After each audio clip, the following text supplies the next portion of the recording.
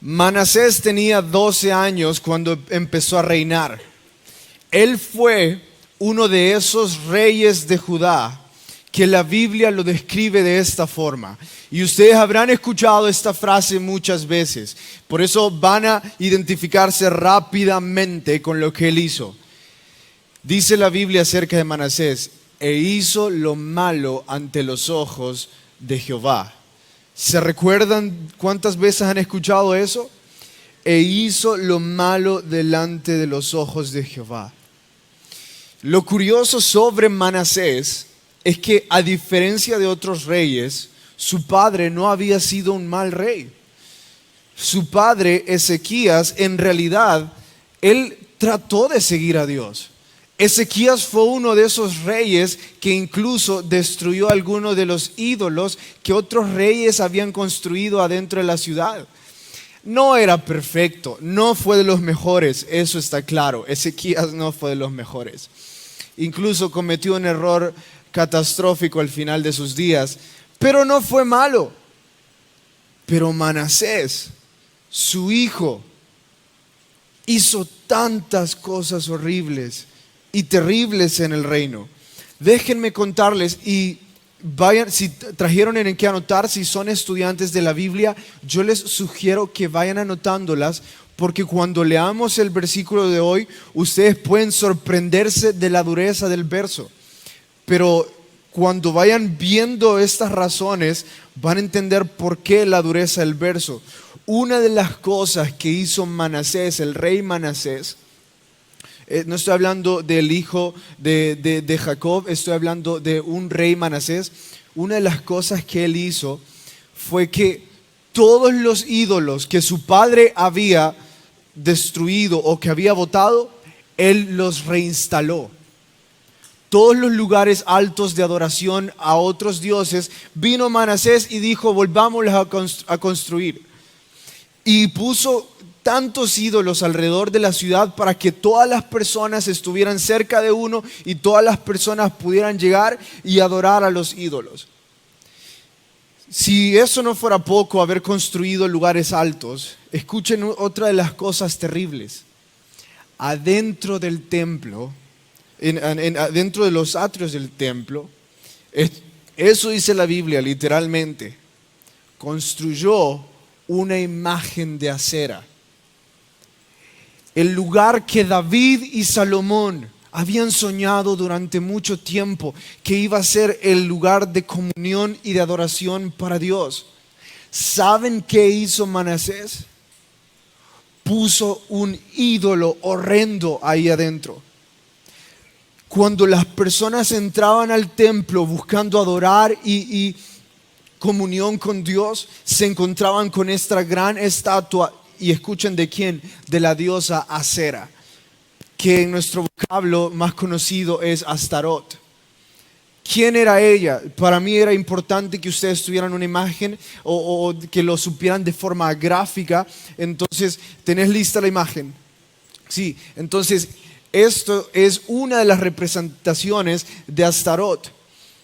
¿De qué trataba esta imagen? Era una mujer voluptuosa enseñando sus bustos. Esta diosa consistía en dos partes. La primera era fertilidad. Las mujeres iban y le rendían culto a ella, tanto hombres y mujeres rendían culto a ella para poder tener hijos. Ahora, si de eso se trataba esa diosa, ¿pueden ustedes imaginar de qué se trataba el culto a esa diosa? ¿De qué se trataba también el trabajo de las sacerdotisas de esa diosa? Ya puedes quitarla.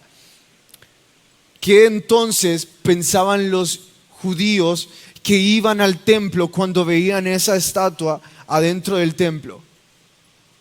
Pensaban en promiscuidad, en sexo libre. Esa fue una de las cosas que hizo Manasés. Puso esa estatua adentro del templo. Otra de las cosas que él hizo, uno de sus bebés, él tuvo un hijo y era apenas un bebé, convocó al pueblo y delante de todos tomó a su hijo y lo quemó vivo en sacrificio a otro de los ídolos que él adoraba, de los dioses cananeos. Delante de todos, un bebé. quemado vivo en sacrificio. Y todo el pueblo feliz con él. Nadie se levantó contra él. Cada una de estas atrocidades van como escalando cada vez más. ¿Saben quiénes fueron los consejeros reales de este rey? Fueron adivinos y encantadores, brujos, personas que se dedicaban a la hechicería. Yo sé que están bastante dolidos por todas las cosas que estoy diciendo, tanto como yo. Yo pienso que esto no era solo una rebelión de parte de Manasés. Estos eran deseos profundos de erradicar cualquier tipo de cercanía con Dios. Rebelión es simplemente querer hacer lo que quiero. Pero lo que Manasés estaba haciendo o hizo era eliminar cualquier tipo de oportunidad para acercarse a Dios. Eso fue lo que hizo. Y por eso es que en nuestro estudio de hoy vamos a ver cómo Dios dice, ni Moisés ni Samuel. Y ese es el título de nuestro estudio de hoy. Ya van a entender por qué. Ni Moisés ni Samuel. Vayan conmigo hasta el capítulo 15 de Jeremías. Vamos a ver de qué se trata esto.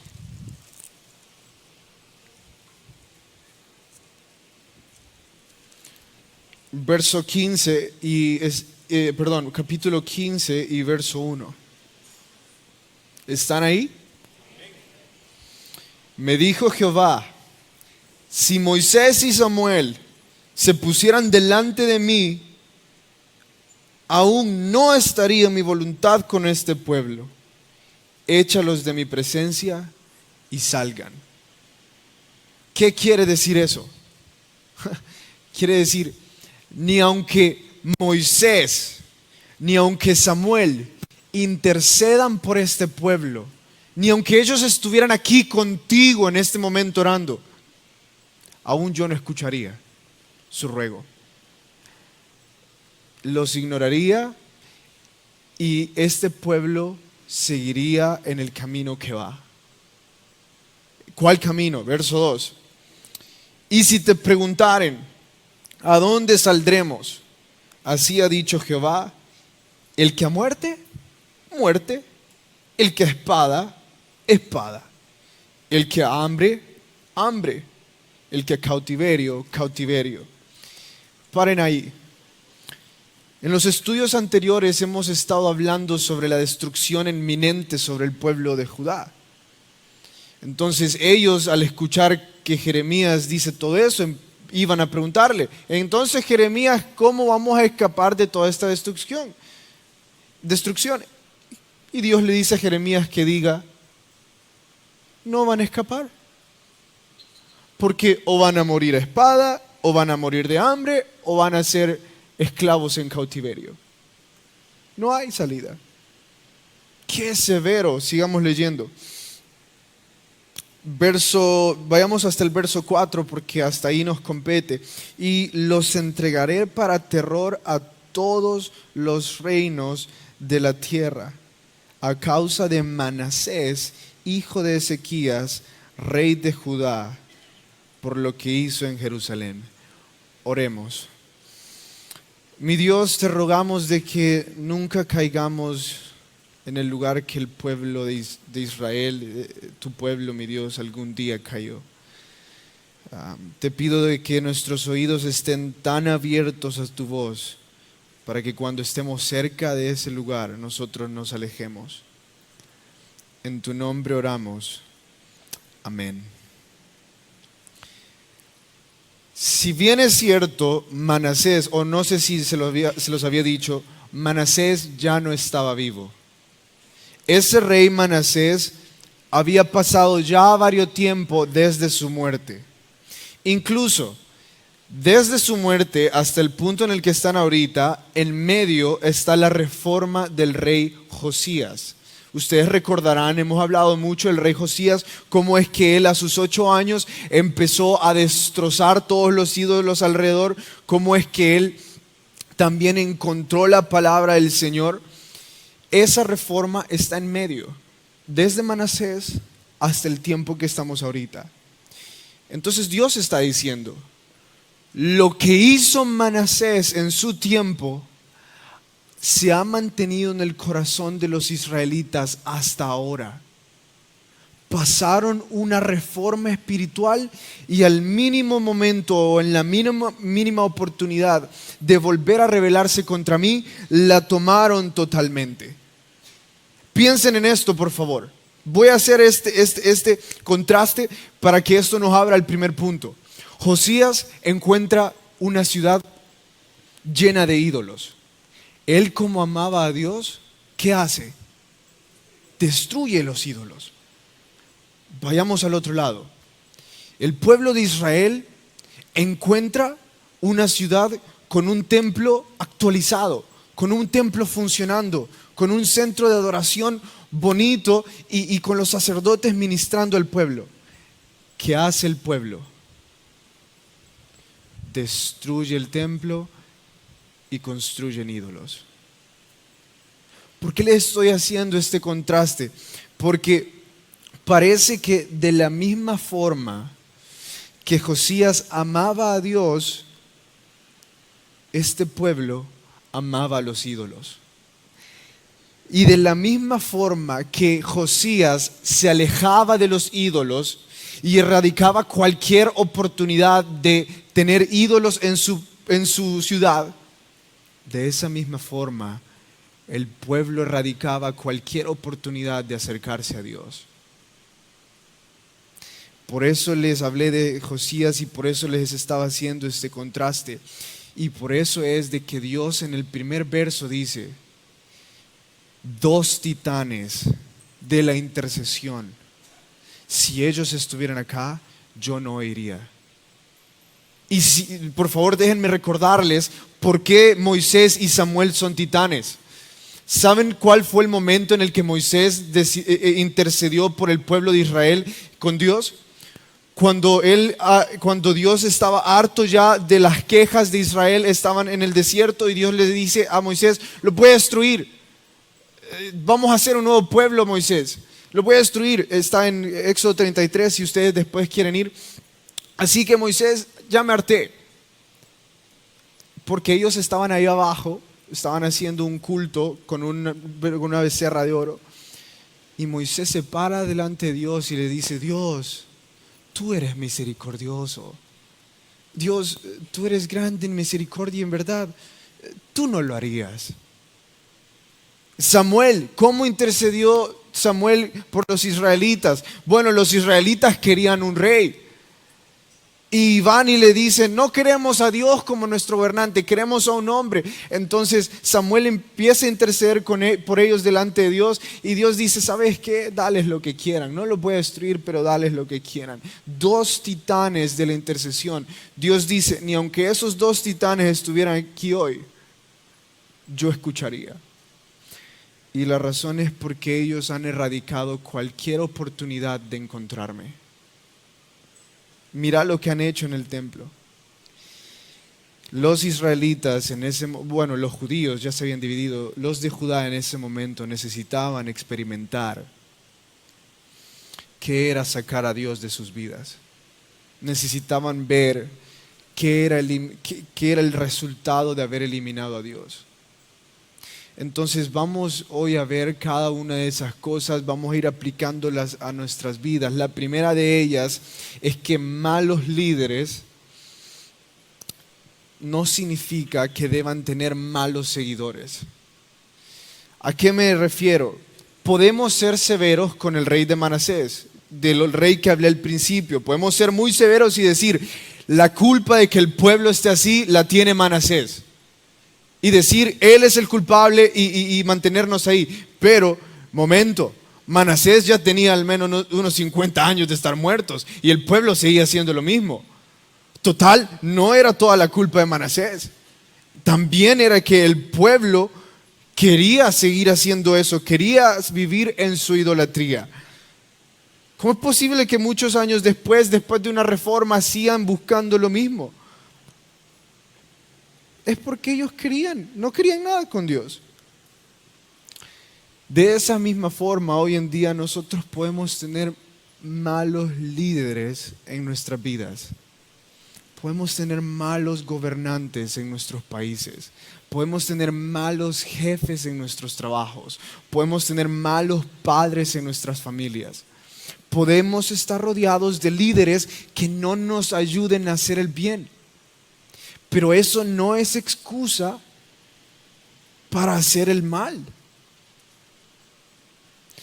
El hecho de que quizás algún día, como en otros países, en nuestro país, se aprueben políticas como el aborto, como el matrimonio homosexual, el día que nuestros gobernantes decidan darle la espalda a Dios, eso no nos da a nosotros la excusa o la razón para decir, voy a también yo darle la espalda a Dios. Porque eso es lo que muchos podrían decir. ¿Cómo voy a portarme bien si mi jefe me invita a tomar? ¿Cómo voy a yo ser un buen hijo si veo a mi padre tomando todas las noches? Esas son muchas de las excusas que todos ponemos. No soy yo, me incitaron a hacerlo, así me criaron. Las personas no pueden tener tanta influencia para hacernos tambalear en nuestra fe en Dios. ¿Cómo es posible que para hacer lo malo somos firmes y nadie nos mueve, pero para hacer lo bueno somos tan fácilmente tambaleantes y somos movidos de una forma tan fácil? Yo pienso de que no todos vivimos bajo la excusa de que tenemos malos líderes y así vamos a vivir. Aunque he oído historias muy terribles acerca de malos líderes. Quizás voy a contar este ejemplo de que en Icon, uno de los jóvenes que vienen acá y estudiamos la Biblia, al final yo me acerqué y le dije, hey, tenía rato de no verte, ¿qué te pasó? Como 2 sábados. Y él me dijo, estaba castigado. Y yo le dije, ¿y eso qué significa? Es que mi mamá no me dejaba venir a la iglesia. Y yo le dije, ¿y por qué? ¿Por qué me porté mal? Me dijo. Ajá. Pero, entonces yo quería entender la lógica. Entonces, la forma en cómo te castigan ellos es no dejándote venir a la iglesia. Sí, me dijo, es que no son cristianos. Qué triste, le dije, pero vos amás al Señor y oremos que algún día ellos también lo amen. También hay muchas historias así. Hace poco escuché de algunas personas que con sus empleados oran antes de iniciar el día de trabajo. Y a pesar de que en el gobierno no nos pidan hacer eso, él dice, pues yo sí lo hago. Antes de iniciar el día de trabajo nos reunimos con nuestros empleados y pedimos al Señor la guía. Y al final damos gracias al Señor por lo que nos ha dado. A pesar de que eso no sea una parte de la institución gubernamental, nosotros lo hacemos. También he escuchado de personas aquí en la iglesia que durante sus horas de almuerzo invitan a sus compañeros de trabajo. Esto no está en sus responsabilidades laborales. En su hora de trabajo, ellos invitan a sus compañeros a reunirse y empiezan a hablar de la Biblia. Empiezan a compartir versos, empiezan a orar por ellos, comparten testimonios. Ningún jefe se los ha dicho, pero aún así lo hacen. Personas que están viviendo en esta sociedad, sí, siendo dirigidas por personas que no aman a Dios, pero ellos se mantienen firmes en que sí aman a Dios, como Jeremías y como Josías lo hizo. ¿Qué estamos haciendo nosotros en nuestros trabajos? ¿Cómo nos estamos comportando nosotros en las áreas donde deberíamos de estar mostrando la firmeza de que somos gobernados por Dios? Porque esta es la segunda parte, este es el segundo punto.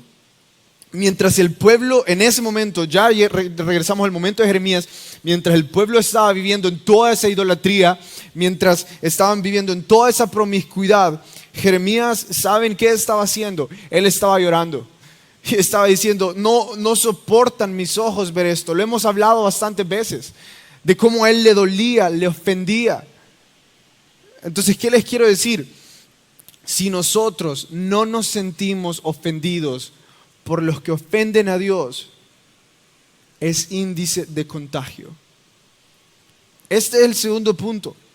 No sentirse ofendido es índice de contagio. Nehemías no era como ellos. Por eso cuando él veía que las personas ofendían a Dios, lloraba y se sentía triste. Él no estaba feliz con lo que estaba sucediendo ahí. Pero me preocuparía de que muchos de nosotros ya hemos llegado a tal punto de que ya no nos ofende que las personas, que nuestra familia ofenda a Dios. Estoy haciendo ese juego de palabras, obviamente. Quizás ya lo vemos normal y a lo mejor no me he dado a entender, entonces quizás este ejemplo me ayuda un poco para que entiendan de lo que estoy hablando. Uno de los líderes de Patmos me dijo, salgamos a comprar algo para los estudiantes. Él es gringo, norteamericano. Entonces le dije, sí, vamos. Y le llevé, fuimos a comprar unas cosas. Y en el camino había trabazón. Entonces él me preguntó, mira, pero a esta hora no debería haber trabazón. Y yo le dije, sí, no debería. O es un choque o es un muerto, le dije. Una de dos en El Salvador. Y él abrió los ojos y me dijo, ¿un qué? ¿Un choque o un muerto? No, me dijo, pues no, ya no vayamos, con un gran miedo. Y yo le dije, no, tranquilo. Y fuimos y lastimosamente sí había un cuerpo tirado en una bolsa. Y ese era el motivo de la trabazón. Entonces yo pasé tranquilo. Y él estaba blanco. Estaba pálido, estaba asustado y le sudaban las manos y me decía, mira, y ya falta mucho.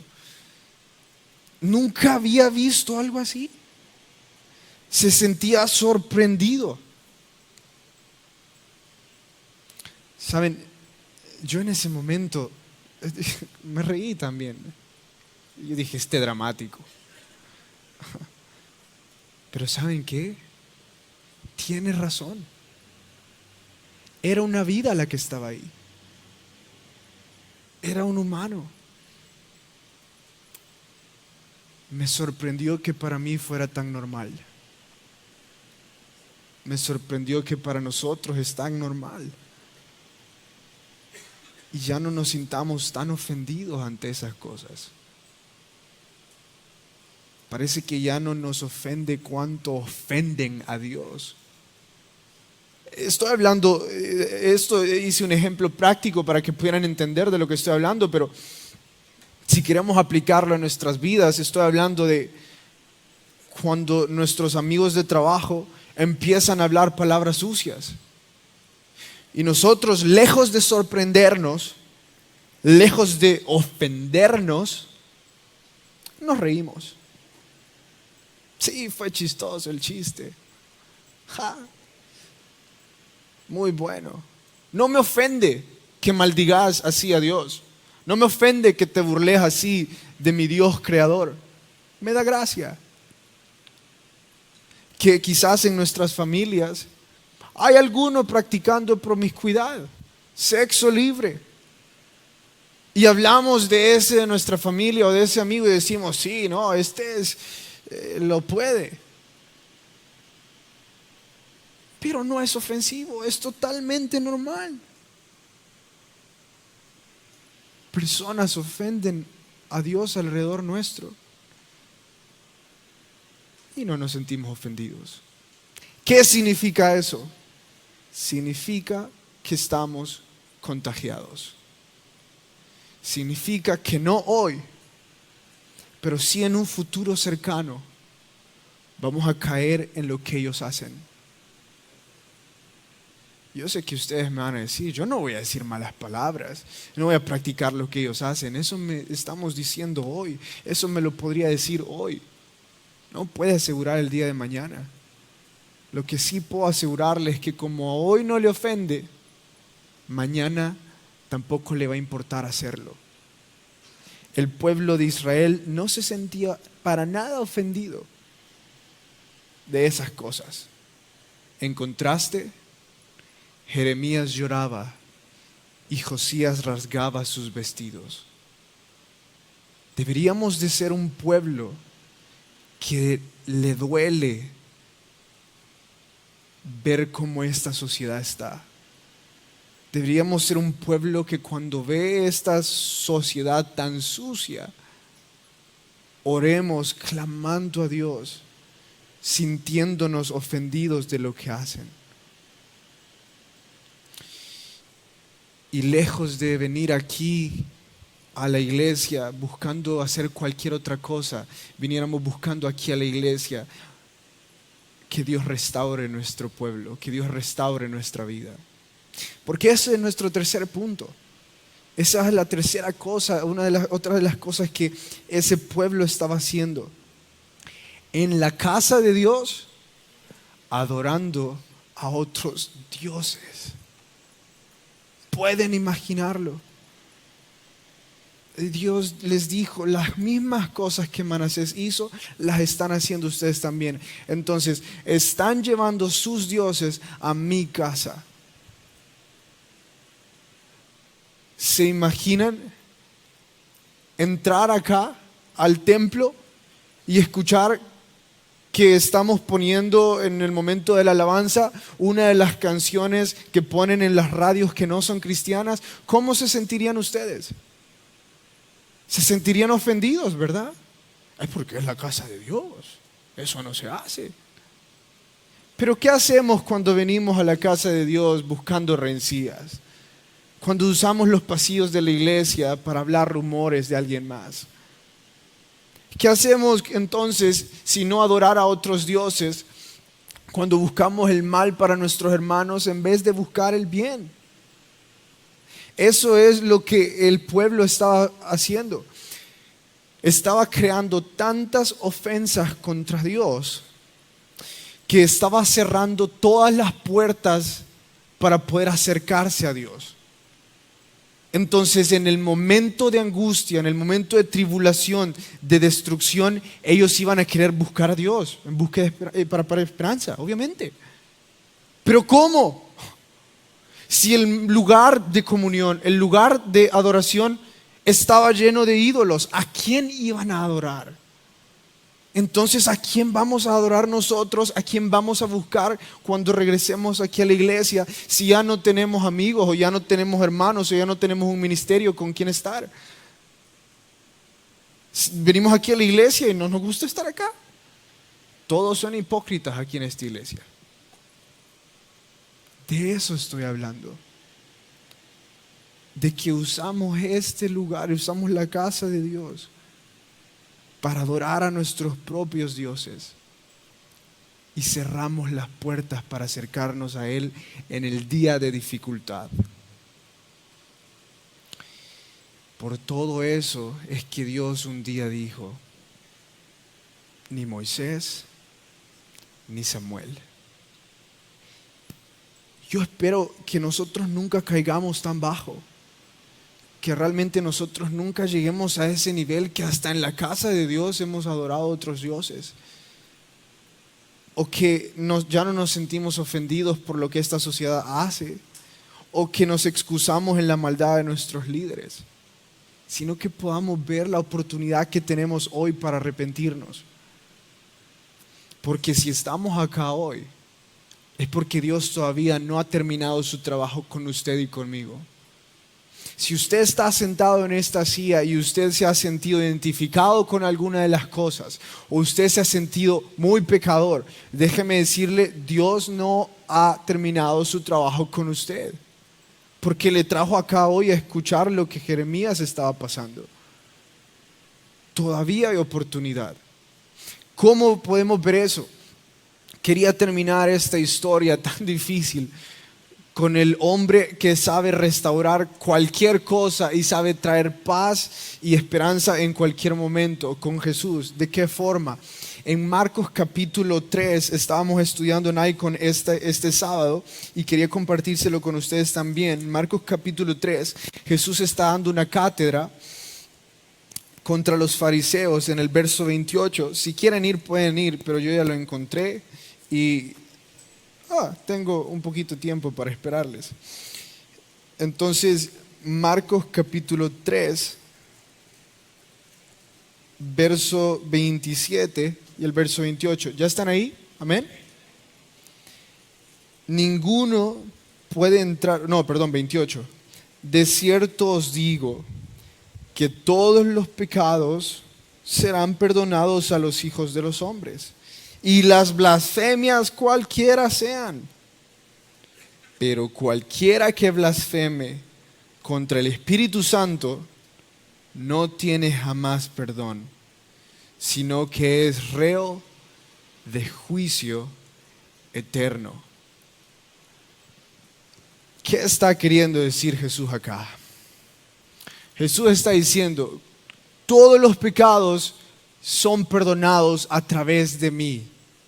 Todos los insultos contra Dios son perdonados a través de mí. Incluso los que blasfeman de Dios, los que se ríen de Él, los que ofenden a Dios, a través de Jesús hoy día tienen oportunidad de restaurarse. Todos acá tenemos oportunidad. Pero dice, el que blasfema contra el Espíritu Santo, ese no tiene perdón. Entonces, ¿de qué se trata blasfemar contra el Espíritu Santo? Porque ahí dice que aunque blasfeme contra Dios, tiene perdón. Pero si blasfema contra el Espíritu Santo, no tiene perdón.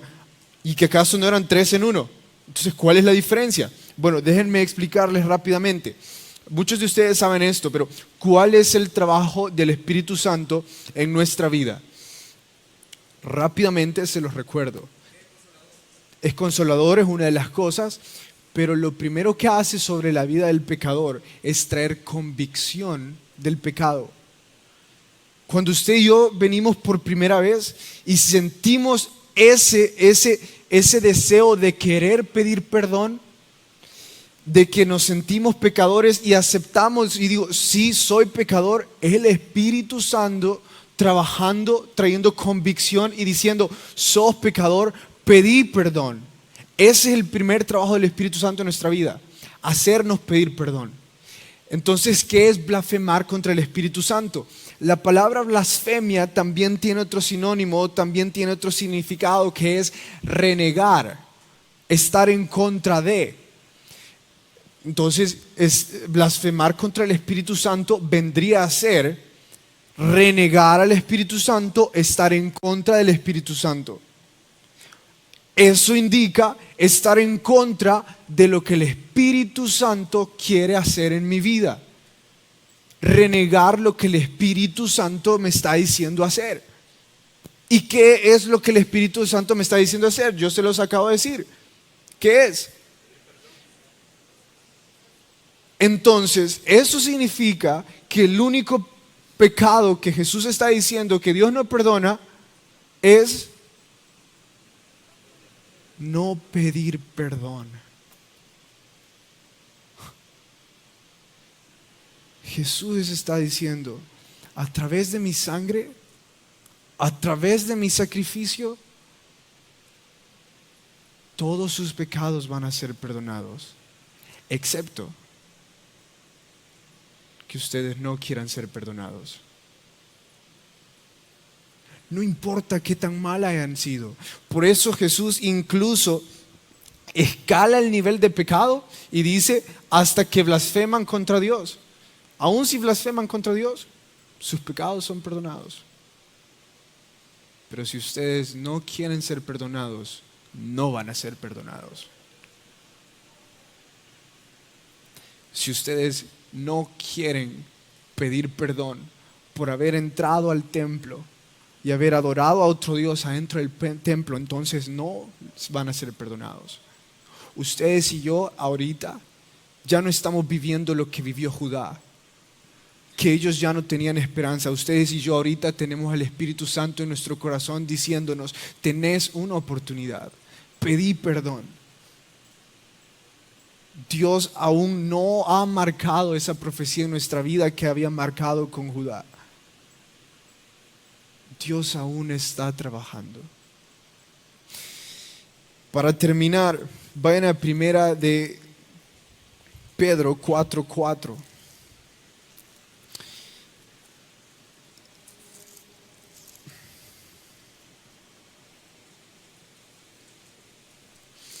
Primera de Pedro 4:4. Vamos a aprendernos este verso, por eso les pedí que fueran hasta ahí, para que lo llevemos en nuestros corazones y en nuestras mentes. Dice así, primera de Pedro 4:4. A estos les parece cosa extraña que vosotros no corráis con ellos en el mismo desenfreno de disolución y os ultrajan. Paran ahí. Pedro está diciendo, ellos los ven como raros a ustedes porque ustedes no hacen lo que ellos hacen. El mundo los ve mal porque ustedes no son como ellos. Y por eso los ultrajan, los maldicen. ¿Qué está diciendo Pedro? Él está diciendo, está bien. Está bien que este mundo no los quiera porque no son como ellos.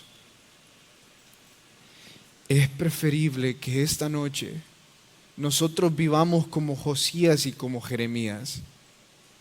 No fuimos como ellos. Nos ofendió lo que ellos hacían. Nos ofendió que adoraran a otros dioses en el templo. Nos ofendió que siguieran las cosas malas de otros líderes. No fuimos como ellos. Si me van a ultrajar, que me ultrajen, pero yo aquí estoy para pedir perdón. Porque aún hay oportunidad. Es nuestra oración de que esta noche podamos arrepentirnos de algunas cosas que no hemos pedido perdón. Y aunque ya seamos salvos, pedir perdón por esas cosas que aún no le hemos hecho. Oremos.